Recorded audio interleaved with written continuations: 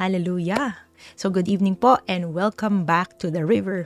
Sorry po, medyo naging challenging the last few weeks to do yung regular live streaming schedule because of my work here as a teacher sa Hong Kong and also yung mga other pastoral duties ko po.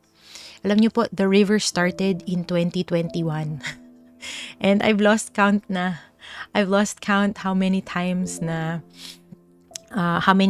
we've had this live stream. Pero, each live stream has been a labor of love, several days of study, and then yung paggawa pa ng PowerPoint and all of those things. And I just wanted to take some time po to thank everybody for their continued support. Yung mga faithful viewers natin, yung mga nag-share, yung mga nag-send sa mga kamag-anak nila. Talagang that encourages me. And especially thank you po dun sa the people who remember me in prayer. I really need that. And I believe po na lahat ng pangangailangan natin is really going to come from the Lord. So, sa church po, sa Cornerstone International Church of God, we started a new series called Saved. Kung ilan sa inyo, if you were with us, nagpunta po kami sa Lai Chi Kok Park nung Sunday because the church was closed because there was no electricity. And that's when I shared yung new series po natin. And like I mentioned po that day, this series will be more theological. It will be more doctrinal. Now, alam niyo po, for me, doctrine and theology have always been sort of part of my life kasi obviously yung daddy ko po as a Bible, besides being a pastor, he was a Bible teacher. So, I grew up in this stuff and I love it. Pero I do understand po why may mga Kristiyano na medyo hindi yung kumaga, they medyo ilang sila pagdating sa theology and sa doctrine. Pero I pray po na through this, I will be able to convince you na hindi lang po ito for certain Christians lang or yung mga people na gustong mag-Bible school or whatever. Doctrine and theology is for every Christian. Now, start po tayo with a little bit of a true or false po, no? True or false para medyo mainganyo po yung ating comment section here. So, I want you to answer true or false. Question number 1. Tingin niyo po, doctrine and theology don't really matter as long as you believe and follow Jesus. Ano tingin niyo po? Doctrine and theology don't really matter as long as you believe and follow Jesus. Ano po tingin nyo? If your answer is true, you just write it true, or you can write T, or you can write yes, I guess. Pero maganda kung true or false na lang, no? Maganda rin if you can explain your answer. Why do you think it matters? Kasi nga, some people, they think, baka hindi na kailangan kasi hindi naman lahat ng tao kailangan magturo sa church or hindi naman lahat ng Kristiyano kailangan ng, ng mga kaalamang ganun, kalalim, ganun. Pero what do you think? Doctrine and theology don't really matter. At tingin natin. I'm still waiting for some answers. Nako, I know po na some of you may be busy, no? Pero I hope po na at least 1 or 2 people can answer my question, no? Oy, may isa false si Ate Evelyn, si Ate Glorin false. Si Ate Jovi, no idea. Oy, thank you for being honest. I know na, yes, some people po, hindi po sila sigurado whether knowing doctrine and theology matters. I think it's also a point po na some people, they don't know kung ano ba yan. Hindi nila alam kung ano yun. Mamaya pag-usapan po natin what's the difference. Question number 2. And alam nyo po, lagay nyo po yung answer nyo kasi some of you may be answering a little bit late, pero you just write yung number ng answer nyo. Question number 2, if you are a baby Christian, sabihin na natin, baby Christian is like siguro hindi ka pa nakakaisang taon. If you're a baby Christian, you don't need to learn doctrine or theology yet. Ano pong tingin natin? And look, it's my mommy. My mommy answered false. Doctrine reflects our view of God. So parang sinabi ni mommy na you cannot really follow Jesus kung, if you don't know what He teaches. If you're answering yung question number 2, I will answer question number 1. I think it's false. Kasi how can you believe something hindi mo naman pala alam kung ano yung binibelieve mo? So I also agree na false siya. What about yung question number 2? May mga iba na nag-answer na, "Hi, Shay! Hello!" So, yung mga baby Christians, false na, I think kailangan rin ng mga baby Christians ng doctrine, di ba? Kasi lahat naman ng tao, when we're growing up, we need to eat food, di ba? So in the same way, pag ikaw spiritual baby, you start with spiritual milk, right? Spiritual milk. It's maybe most foundational siya, hindi masyadong komplikado, but it's still doctrine, it's still theology, it's still katuruan. But as you grow up, you will start to need spiritual meat. So whether it's spiritual milk or spiritual meat, it's still biblical doctrine and theology. Question number 3, and salamat po sa mga nag-a-answer. It really helps us a lot. Question number 3 po. Some aspects of doctrine and theology can be hard to understand and accept. Ano pong tingin nyo? Some aspects, meron daw mga aspeto ng doctrine or theology na mahirap maintindihan at mahirap ma-accept. Ano pong tingin natin? Is that true or false?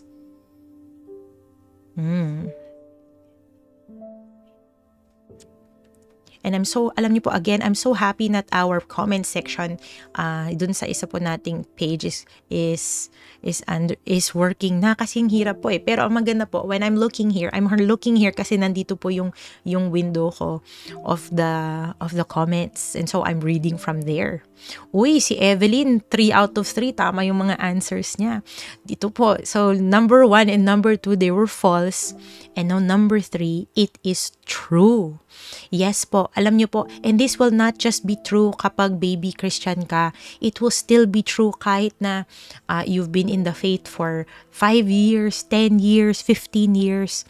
There will always be some kind of teaching or theology na parang ang hirap maintindihan.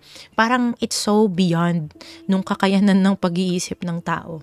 Pero alam niyo po, regardless of that, I believe po na our hope is in this, na none of these things are meant to be understood with yung ating earthly mind. Kaya nga po sabi ng Biblia na, who can know the mind of, spiritual things? Sino bang makakaalam ng mga spiritual things? It is not through the earthly mind. It is through the Spirit. So it's the power of the Spirit that enables us to understand, that empowers us to live out and receive yung doctrine and to really apply it to our life. So, napaka-importante po. Yes. Si Kuya Edgar sabi niya, true, kaya maraming nawawala sa pananampalataya dahil nahihirapan o ayaw ng katuruan. Mamaya po, we're gonna talk about that because you are so right, Kuya. So question number 1 po na tatalakayin natin tonight is, I want to make sure that everybody understands ano ba yung theology at ano ba yung doctrine. Are they the same thing, do you think? Ano pong tingin ninyo? Is theology and doctrine the same thing? Because some people, today, siguro the main word I'm gonna be using is doctrine. Pero actually po, meron pong pinagkaiba yan. They are related, pero hindi sila exactly the same. So let me explain po, no?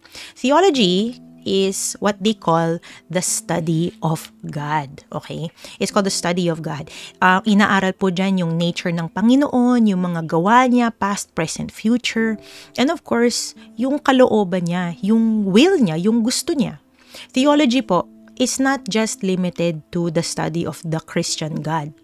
Actually, theology studies also the other gods, yung mga Diyos-Diyosan, mga God-Godan dyan kung saan-saan. Pero Christian theology studies the one true God. The one true God that is revealed in the Bible, in the Old Testament and the New Testament. So again, theology is the study of God. Okay po ba? Now, very specifically po, yung doctrine naman refers to teachings, and instruction. So, yung mga katuruan ng Biblia. Okay? Now, sa totoo lang po, every faith tradition has some sort of doctrine. May katuruan po sila. Different different religions have doctrine, different denominations have doctrine, different cults. Yung mga kulto po, iba-iba rin ang kanilang mga doktrina. And in the end, actually, doctrine is what separates the true from the false. Di po ba? Now, magsisingit po ako dyan ng true or false dito. What do you think? Christian doctrine is based on teachings of many different people in the Bible. True or false po? What do you think? Ang doktrina po ba ay base sa mga katuruan ng iba-ibang mga tao? What do you think? True or false? Christian doctrine is based on the teachings of many different people in the Bible. Anong tingin natin? Tingin nga. So that means question number 4 na pala to, no? Ano pong tingin natin? I think, po, this is such a very dangerous thing. Pero marami pong people, they believe na Christian doctrine is based on yung katuruan ni Paul, katuruan ni Peter, katuruan ng kung sino-sino sa Bible. And po, the reason why that's dangerous is because kapag ang isang bagay ay man-made, then it will not last. So yes, the answer should be false. Alam niyo po, Ultimately, biblical doctrine is not man-made. Hindi po siya base sa kaalaman, sa understanding, sa wisdom ng tao. Although God did use men to be His messengers, ultimately doctrine comes from God. How do I know that? Well, sa 2 Corinthians 3:16, sabi po, all scripture is God-breathed or God-breathed. So, ibig sabihin po, yung doctrine, since doctrine is based on scripture, base po sa Biblia, therefore, doctrine is from God. Na kung hindi pa kayo kumbinsido na that doctrine is from God, then you can look pa sa sinabi ni Jesus mismo. John 7:16, sabi niya, my teaching, my doctrine is not my own. It comes from the one who sent me. So very clearly po, ang doktrina is not from people, it is from God. Amen po ba? So I think it's very clear na po, what's the difference between theology and doctrine? Theology is the study of God based on scripture, and doctrine specifically is yung mga teachings, yung mga instructions, mga commands of our faith based on scriptures. Okay po ba? Now, one important question po that I want to talk about tonight is why? Why learn right doctrine? Importante po ba yan para sa lahat ng tao? Importante ba yan para sa akin, para sa'yo, ganyan? Well, I want to convince you tonight that the answer is yes. And I want to go po to this verse in Titus chapter 2. Mahilig po ako na, ayoko po masyado ng palaktaw-laktaw around sa Bible kasi mas gusto ko na isang passage lang kasi mas nakakatutok tayo sa study natin, di ba? So I'm gonna read po from Titus chapter 2 verse 11 to 14. Basahin ko po from the NLT version. Sabi po ng verse 11, for the grace of God has been revealed, bringing salvation to all people. And we are instructed to turn from godless living and sinful pleasures. We should live in this evil world with wisdom, righteousness, and devotion to God. Verse 13, while we look forward with hope to that wonderful day when the glory of our great God and Savior Jesus Christ will be revealed. Verse 14, He gave His life to free us from every kind of sin, to cleanse us, and to make us His very own people, totally committed to doing good deeds. Tonight po, I want to give you 3 reasons why doctrine is essential po, not just for me, because ako'y pastor, because I'm a Bible teacher, but also for you at every season of your Christian life. Reason po, number 1, because right doctrine leads to right living. Can I hear an amen po ba? Yes, yes. Doctrine teaches us, very clearly po sa Titus 2, doctrine teaches us to turn from sin. Natalikuran na yung ating godless living, yung living for the sinful pleasures. And I want you to see po na yung pag-turn, yung turning po, hindi lang po yan one-time event. Just like our salvation, the turning from the old way of life to the new way of life through learning doctrine is an ongoing process. Nako, kanina po, na-mention na sabi nga ni Brother Edgar kanina na maybe that's one of the reasons why so many people hindi nagpapatuloy sa kanilang pananampalataya is because ayaw nilang matuto ng katuruan. Without true or false, actually na-answer na po siguro natin, no? True or false, without sound doctrine, Christians will go back to their old ways. I think po, the answer is so true. The answer is true. There is a word po for when Christians turn from the faith. Ang tawag po natin doon is apostasy.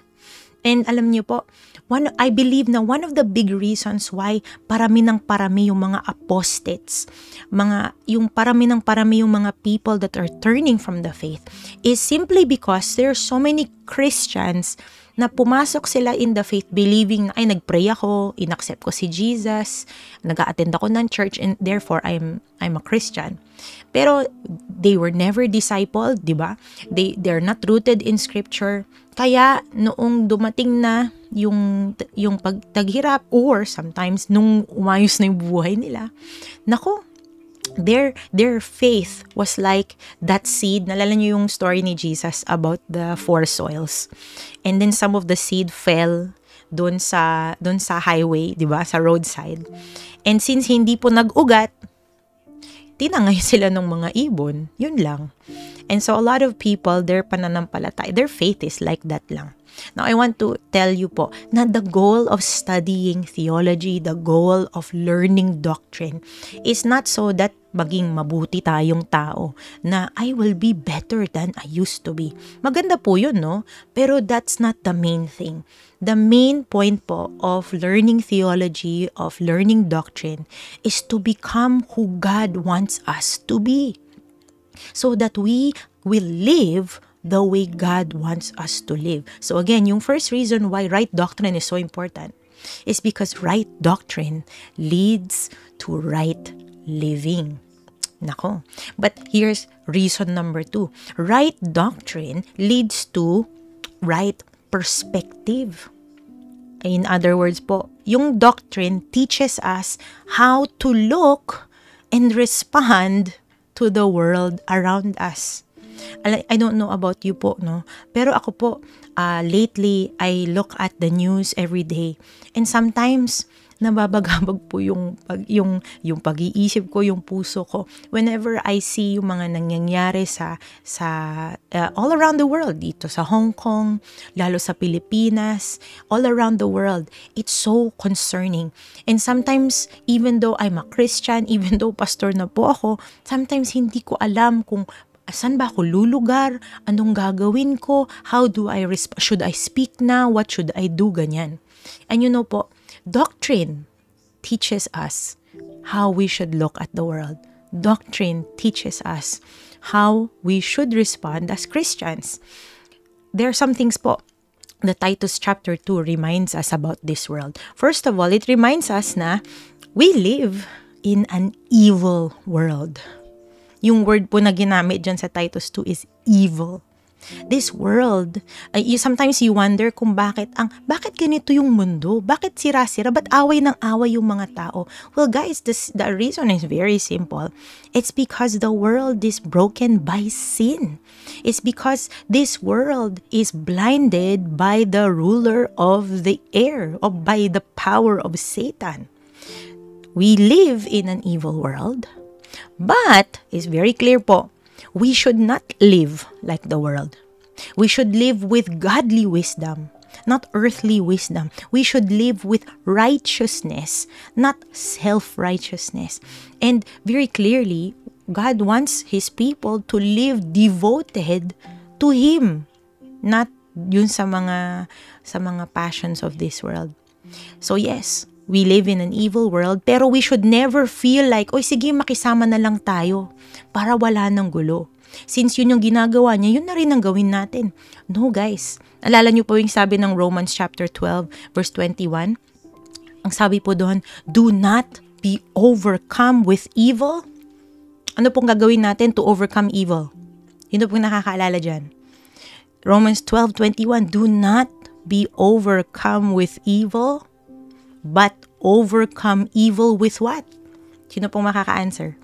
Overcome evil with G-O-O-D, with good. So, yun po yung first. Yes, we live in a evil world. But here's another thing we learn po. We live in a hopeless world. Nako. We live in a hopeless world. Alam niyo po, no matter how much advancement na mangyari sa mundo, maka-develop na sila ng AI, makapunta na sila kung saan mga planeta, how many cures they can find, how many trends that they can make. This world cannot offer lasting hope.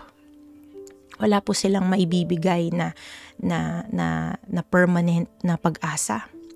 But even though we live in a world that cannot offer hope, we as God's people, we should not live in despair. We should not live in depression. Okay po ba?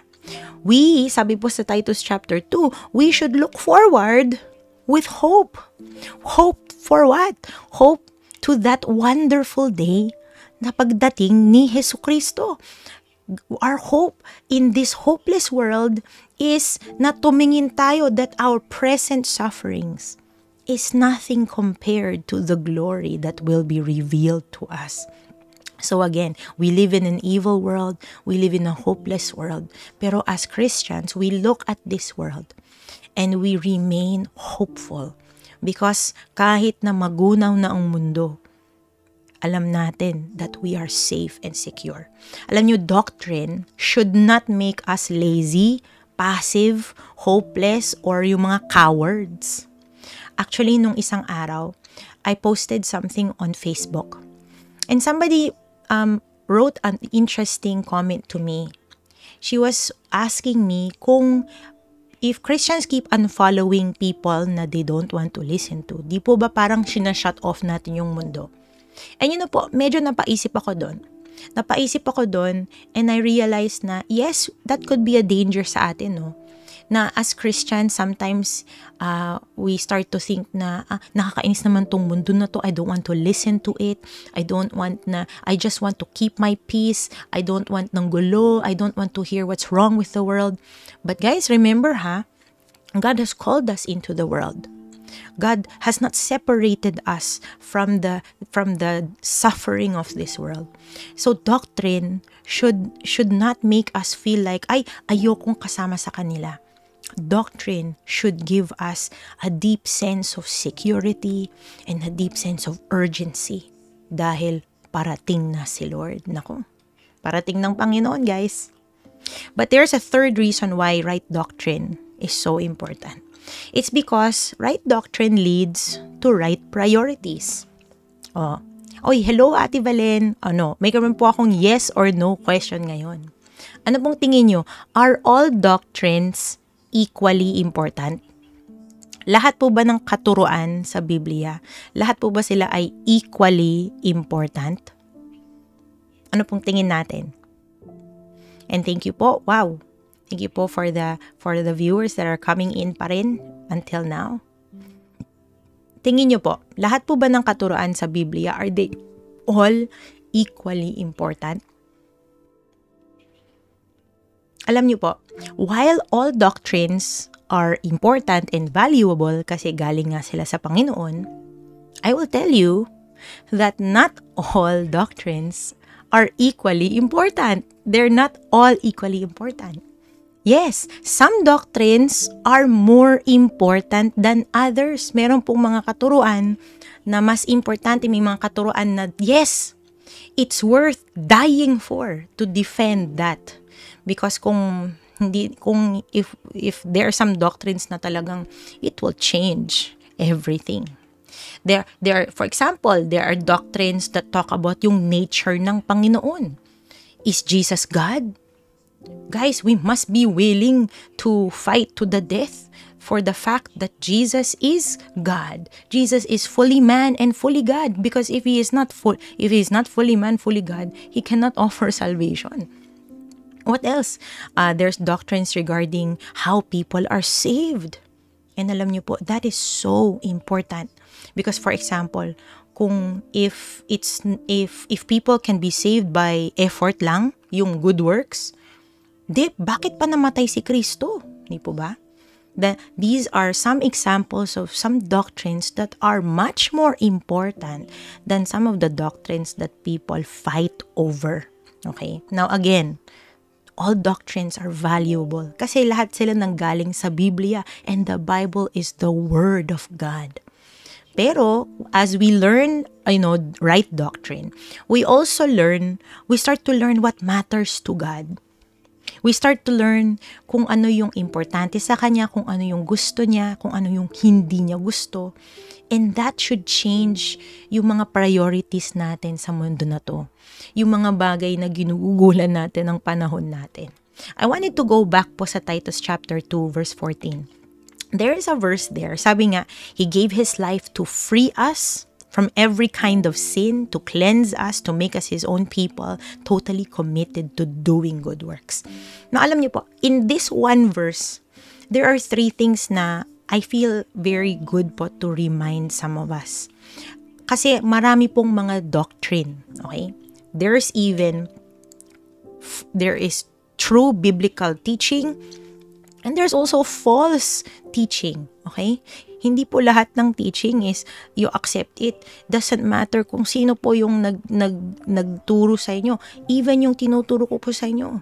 Do not just accept it as true, okay? You have a responsibility also to test the teaching.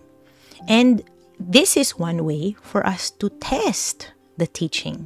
First of all, according to Titus 2:14, doctrine should set people free. It should set people free, not enslave them. Okay?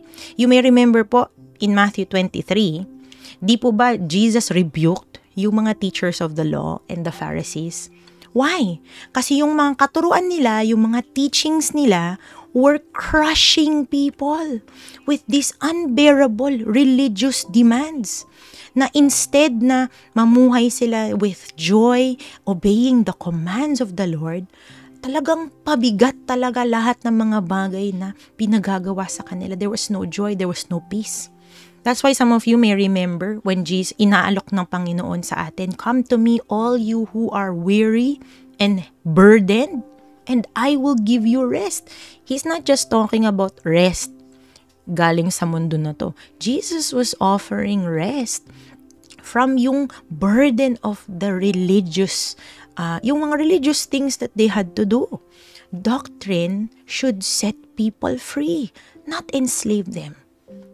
Now, this does not mean po na doctrine should be easy to understand or to live out. Sabi nga Matthew 19:26, with man, kung sa atin lang, kung sa effort lang natin, sa pag-iisip lang natin, it's impossible. But with God, all things are possible. And alam niyo po, talagang when it is biblical doctrine, when it is a command by God, when it is a teaching by God, you know this, and we hold on to this as truth, that what God requires, God will provide. And so when we obey it, yes, it's hard, but it is also not burdensome. So that's the first thing, no? Doctrine should set people free. But here's another thing. Doctrine should cleanse people from sin, not lead people to sin. So for example po, in Romans chapter 6, there was a wrong teaching going around sa church nung time na yon. They were saying na, uy, Christian ka na, so Christians are free to do anything. Uy, okay lang na magpatuloy sa kasalanan.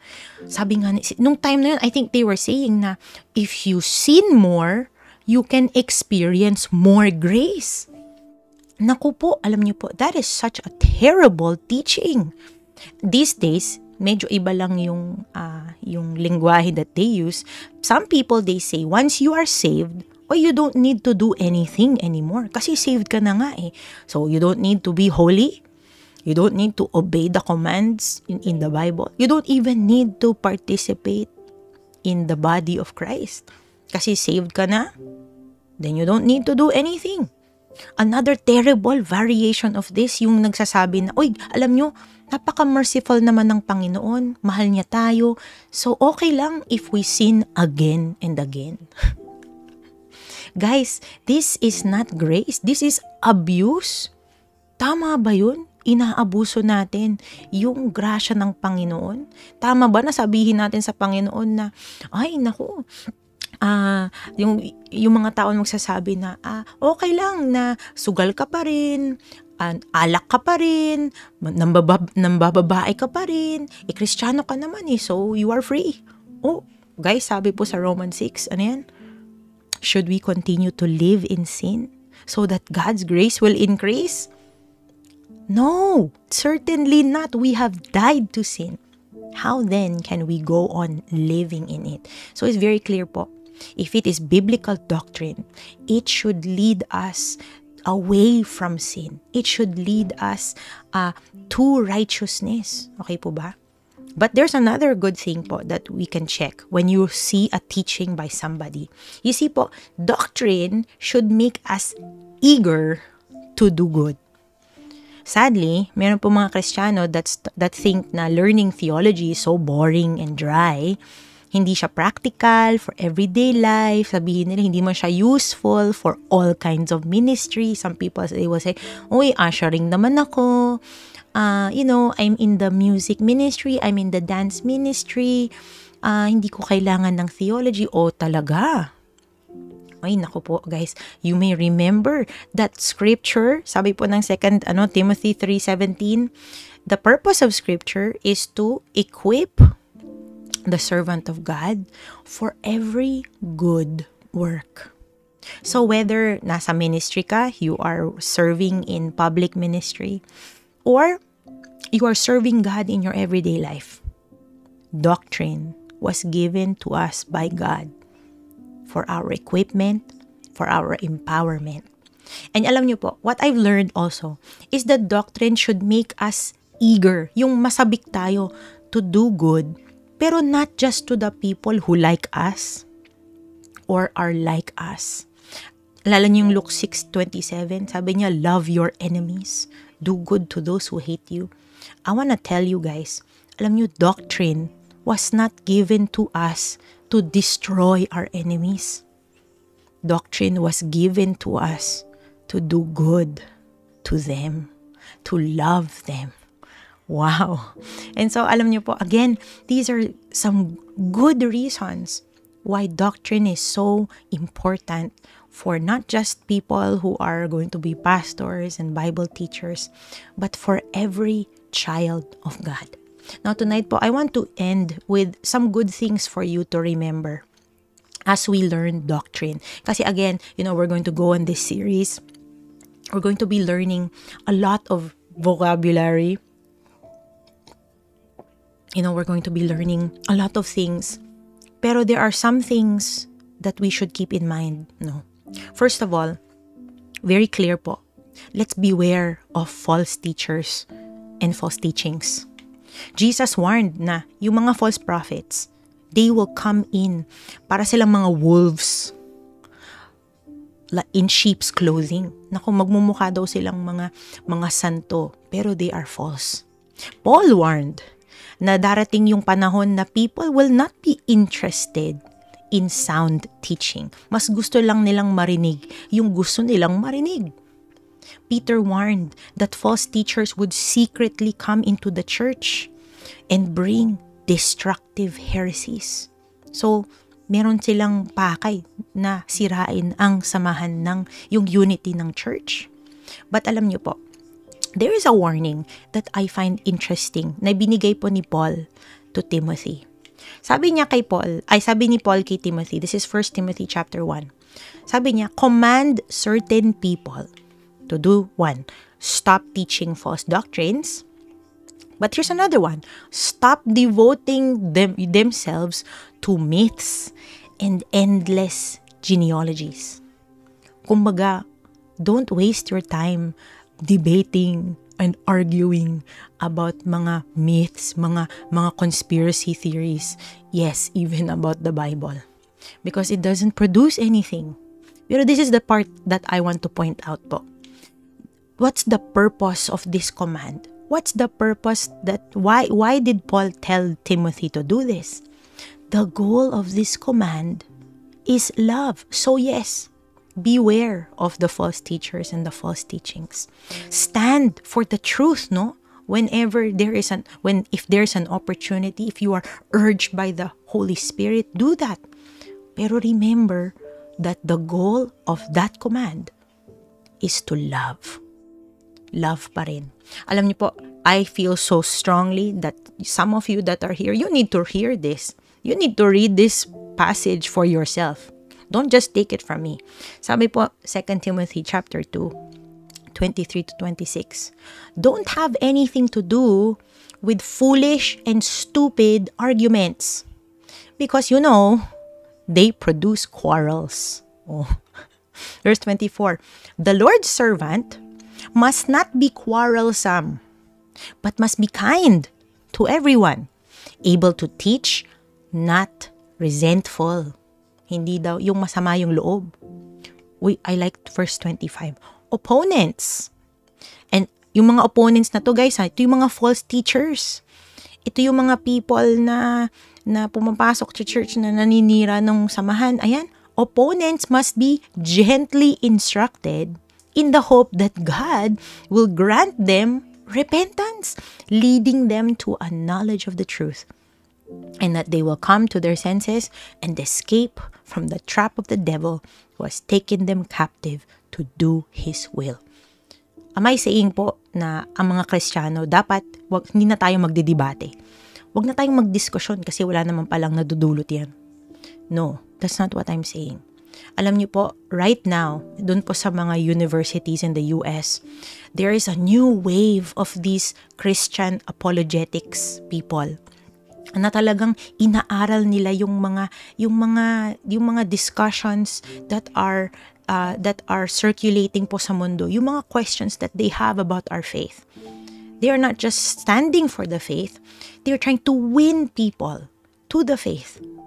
Pero again po, the specific reason why we do all of those things is not so that ibababa natin sila para ma-feel nila na you're so stupid, ganyan. No, again, the purpose of the command is to love. We are to treat our enemies and to love them para sila magrepent sila, para sila ma-restore. Alam niyo po, yes, the message is important. Yes, it's so important po na tumayo tayo sa katotohanan po, no? But alam niyo po ba, it's not just the message that matters, di po ba? It is the attitude of the messenger that's also important. I want you to remember this question. The next time na medyo mapaaway kayo, yung malapit ka ng bumigay, ganyan. Kasi masakit na yung sinasabi sa'yo nung kabila eh. I want you to ask yourself this. Do you want to win people? Or do you want to win arguments? Kasi guys, if gusto mo lang malaman nila na mas may alam ka, gusto mo lang na malaman nila na mali sila at tama ka, then go ahead. Sabihin mo lahat ng gusto mo. But if our commitment is to win people, then sometimes there will be arguments na you should be willing to let go of. Because guys, hindi pa tapos ang labanan. So I would suggest po, you speak in a way so that people will listen to you.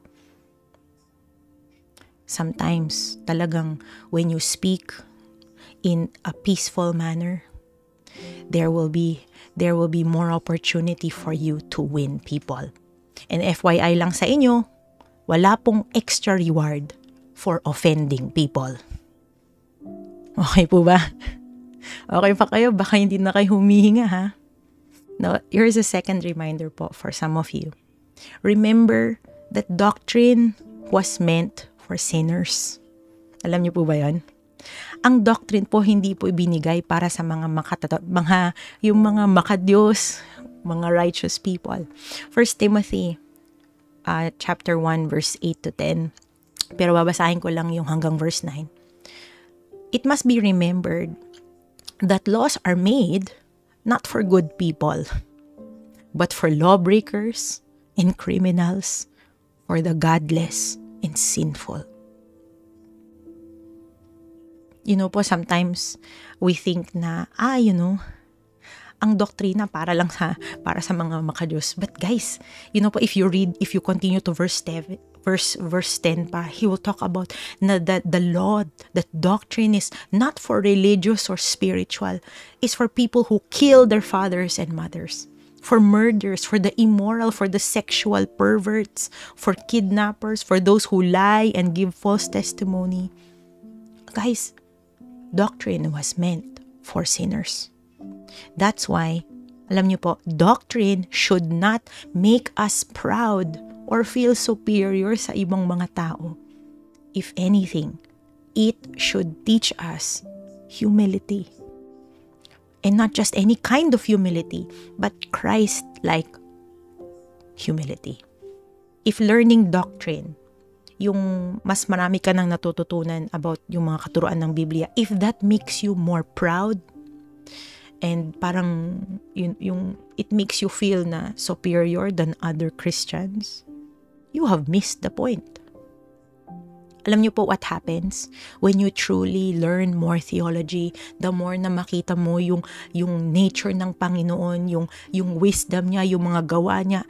Guys, the more you realize how holy He is, di ba? The more we realize how sinful we are. Talagang grasya lang ng Panginoon kung bakit tayo nakakatayo sa harapan niya. So, I want to remind you, doctrine was meant for sinners. And we should be humble. But finally po, I want to remind you as we go on this series, as we learn more and more doctrine, as we go through some theological things, I want to urge you to hold on to the faith. Si Paul po, he was writing these letters to Timothy. Kasi alam niya na malapit na siyang mamatay. Okay? Timothy was his spiritual son. Timothy was a young pastor. And so these were his last, parang mga bilin niya kay Timothy. And one of the things he said to him was this. Sabi niya, I am giving you this command in keeping with the prophecies once made about you, kasi tinawag nga si Timothy into ministry, so that by recalling them, ano mangyayari? You may fight the battle well, holding on to faith and a good conscience, which some have rejected and so have suffered shipwreck with regard to the faith. I want you to look at those two words yung hinighlight ko. Fight the battle well, hold on to the faith. What we've learned tonight po is na sound doctrine is a good foundation. Kumbaga, pagdating na ng panahon na magtaghirap, whether taghirap ba or marami, yung sagana ba, there's this foundation, there's this security. Hindi ka madaling mawalay sa pananampalataya. So I urge you, as you learn doctrine, wala po siyang point if pagdating nung panahon na naghihirap na, hindi ka naman kumakapit. Guys, kung ano yung mga natutunan natin, kung ano yung mga dinideclare natin sa mga kanta natin, ipanghawakan natin. Hold on to the faith. Guard what has been entrusted to you. Because that is what you need. Fight the battle with the full armor of God. Fight the battle with the doctrine, with the word of the Lord. And you will persevere to the end. Anyway po, I'm so excited po for this coming series po natin. And I'm praying po na as I shared with you tonight na ma-encourage ko po kayo, not just to be yung parang lazy lang sa discipleship natin. na maging lazy lang sa yung pag-aaral natin ng salita ng Diyos. Because what we are doing here is equipping, di ba?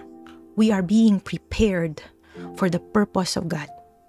We are being prepared for the life that God has saved us for. I want to remind you tonight, guys, if you are a child of God, you are not saved by God for no reason lang. He saved you for a purpose. And if you want to be useful to God, if you want to honor God with your life, you're gonna need sound doctrine. You're gonna need to know what you believe. So tonight po, I just want to give you this word and I want to encourage you na lumapit tayo sa Panginoon, na talagang kilalanin natin siya through the word, because that is the best way. That is the truest way. I'll pray po for you. Hallelujah. Thank you, Jesus. Lord, I just want to thank you for tonight. I thank you for these words. I thank you, Lord, na even though these words were written so long ago, they are so fresh. Parang kinakausap nyo kami. And Lord, tonight, you are encouraging your people to really study your word, to really get to know what you are teaching us, na makilala ka namin, Panginoon. Lord, I pray na you help us, Lord, produce humility in us. Kung meron kaming pride sa puso namin, Lord, forgive us. Lord, if wala kaming pagmamahal sa mga tao na kumakalaban sa amin, Lord, forgive us.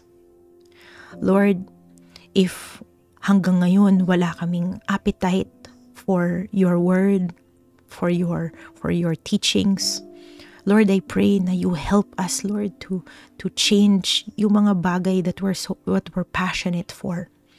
Lord, I pray na gamitin mo kami. Lord, I pray na baguhin mo kami, Panginoon. And Lord, I pray that you will also help us, God, to be wise as we live in this world. We know na nobody in this world can offer any hope. Only you, Panginoon. So we look to you. We look to you and we hold on to you. You are our hope. In Jesus' name we pray. Amen and amen. Hallelujah. Oh wow, praise the Lord. Alam niyo po, medyo hirap. It was a challenge to get through this. And to be honest po, I don't know when our next meeting will be. Pero please pray for me. And Lord willing, we will have our next gathering next week po. Okay, wow. Oh, balik po tayo sa mga comment section natin.